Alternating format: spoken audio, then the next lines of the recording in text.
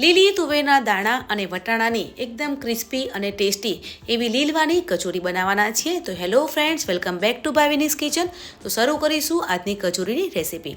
કચોરી બનાવવા માટે 2 બાઉલ અહીંયા મેં લીલી તુવેરના દાણા લીધા છે, 1 બાઉલ વટાણા, સાથે મેં લીલા મરચાં અને આદુ લીધા છે. હવે મિક્સર જારમાં લીલી તુવેરના દાણાને લેવાના છે અને આદુ અને મરચાંને ઉમેરી અને આપણે અધકચરા ક્રશ કરી લેવાના છે. અહીંયા આપણે તુવેરના દાણાને એકદમ ક્રશ નથી કરવાના. તમારે મિક્સર જારમાં ક્રશ ના કરવા હોય તો તમે કટરમાં ક્રશ કરી શકો છો, પણ આ રીતે આપણે દાણાને અધકચરા ક્રશ કરી લઈશું. તે જ રીતે આપણે વટાણાને પણ અધકચરા ક્રશ કરી અને તુવેરના દાણામાં મિક્સ કરી લઈશું. અહીંયા આપણે લીલા મરચાં ઉમેર્યા છે એટલે અહીંયા બીજા કોઈ મસાલા ઉમેરવાની જરૂર નથી. હવે પેનમાં 2 મોટી ચમચી જેટલું તેલ લેવાનું છે. તેલ ગરમ થઈ જાય પછી તેમાં જીરું અને તલ ઉમેરવાના છે. જીરું છે તે ખીલી ગયું છે. જે વટાણા અને તુવેર ક્રશ કર્યા હતા તેને આપણે ઉમેરી લઈશું.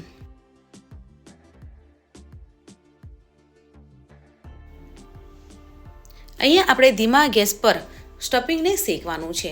તુવેરનો કલર ચેન્જ થઈ જાય ત્યાં સુધી સરસ એવું આપણે શેકવાનું છે. તુવેર જ્યાં સુધી શેકાય છે ત્યાં સુધી આપણે કચોરીનો ડો રેડી કરવાનો છે. તો તેની માટે મેં એક બાઉલમાં 2 કપ જેટલા મેદાનો લોટ લીધો છે, 1 કપ મેં ઘઉંનો લોટ લીધો છે, સાથે સ્વાદ પ્રમાણે મીઠું લીધું છે અને મોણ માટે મેં 3 મોટી ચમચી જેટલું તેલ લીધું છે. ફ્રેન્ડ્સ, અહીંયા મોણ જેટલું સારું હશે તેટલી તમારી કચોરી છે તે એકદમ ક્રિસ્પી બનશે. આ રીતે મોણ હશે તો કચોરીનું જે ઉપરનું પડ છે તે ક્રિસ્પી બનીને તૈયાર થઈ જશે. હવે લોટમાં થોડું પાણી ઉમેરી અને આપણે જેમ પરાઠાનો લોટ બાંધીએ છીએ તે પ્રમાણે લોટ બાંધીને તૈયાર કરીશું. તો કચોરી માટેનો એકદમ સોફ્ટ ડો છે તે બનીને તૈયાર થઈ ગયો છે. તો તેને ઢાંકી અને મૂકી દઈશું.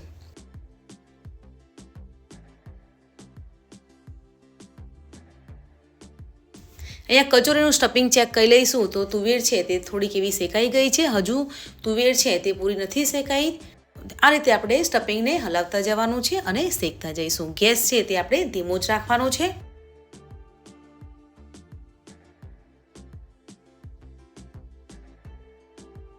શિયાળામાં તુવેર છે તે એકદમ ફ્રેશ મળતી હોય છે, સાથે વટાણા પણ સરસ એવા મળતા હોય છે.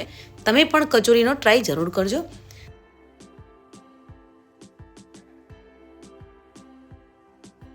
તો તુવેર છે તે સરસ એવી શેકાઈ ગઈ છે. આ રીતે તમે જોઈ શકો છો કે સ્ટફિંગ છે તે થોડું છૂટું થતું જાય છે એટલે સ્ટફિંગ છે તે શેકાઈ ગયું છે. તો હવે તેમાં ચટપટો એવો મસાલો કરવાનો છે.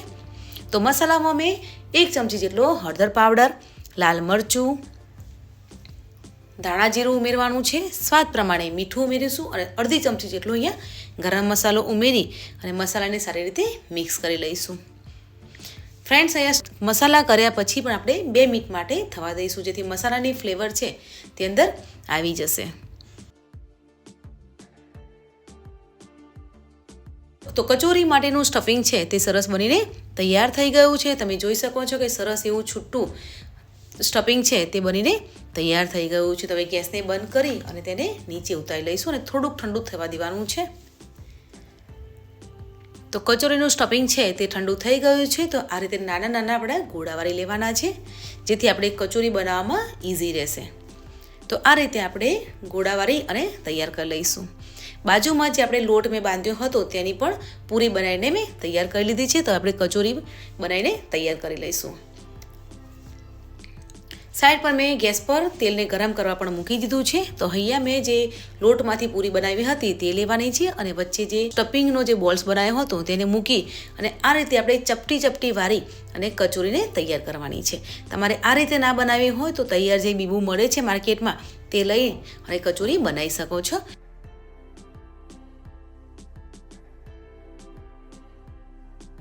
તો આ રીતે વચ્ચે બોલ્સ મૂકવાનો છે અને ચપટી કરી અને વાળી લેવાની છે અને ઉપરનો જે એક્સ્ટ્રા લોટ છે તે બહાર કાઢી અને ઉપરથી પ્રેસ કરી લેશો તો કચોરી છે તે બનીને તૈયાર થઈ જશે.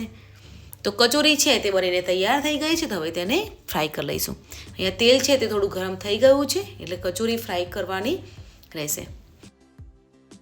કચોરી ફ્રાય કરતી વખતે તમારે ગેસ છે તે વધારે હાઈ નથી રાખવાનો અને તેલ પણ તમારે વધારે ગરમ નથી થવા દેવાનું. થોડુંક એવું તેલ ગરમ થઈ જાય પછી જ કચોરીને ફ્રાય કરીશું તો એકદમ ક્રિસ્પી કચોરી બનીને તૈયાર થઈ જશે. તો આ રીતે કચોરીને થોડીક હલાવતી જવાની છે અને થોડીક એવી આમ ફેરવતા જશો એટલે બધી રીતે કચોરી છે તે ફ્રાય થઈને તૈયાર થઈ જશે. ગોલ્ડન બ્રાઉન કલરની થઈ જાય ત્યાં સુધી આપણે કચોરીને ફ્રાય કરવાની છે.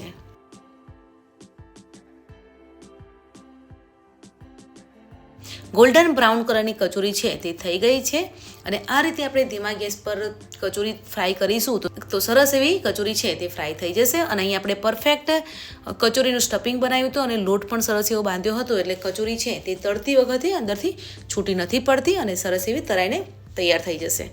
તો કચોરી છે તે ફ્રાય થઈ ગઈ છે તો તેને પણ આપણે બહાર પ્લેટમાં લઈ લેવાની છે. આ જ રીતે આપણે બીજી કચોરીને પણ તળી લઈશું. શિયાળામાં મળતી લીલી તુવેર અને વટાણામાંથી તમે પણ કચોરી બનાવી અને જરૂર ટ્રાય કરો અને મારી સાથે સેક્શનમાં શેર કરો કે આજની રેસીપી તમને કેવી લાગી.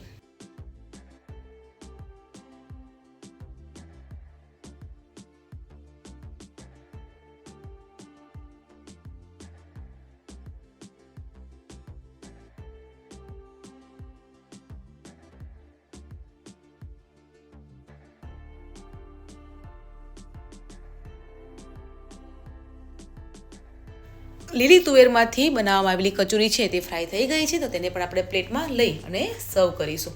તો ગરમા ગરમ લીલી તુવેરની કચોરી છે તે બનીને તૈયાર થઈ ગઈ છે તો આપણે તેને સર્વ કરી છે.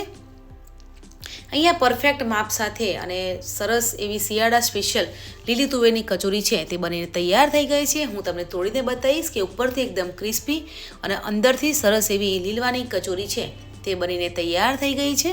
અને આપણે જે સ્ટફિંગના જે બોલ વાળીને લીધા હતા એટલે કચોરી ખાતી વખતે છૂટી નથી પડતી, અંદર એક સરસ એવું બાઇન્ડિંગ રહે છે. તો તમે જરૂર ટ્રાય કરો. તો શિયાળામાં બનાવવામાં આવતી એવી લીલવાની કચોરી છે તે બનીને તૈયાર થઈ ગઈ છે. આજની રેસીપી કેવી લાગી કમેન્ટ કરીને જરૂર બતાવજો. મળીએ છીએ નવી રેસીપી સાથે. ત્યાં સુધી બાય બાય.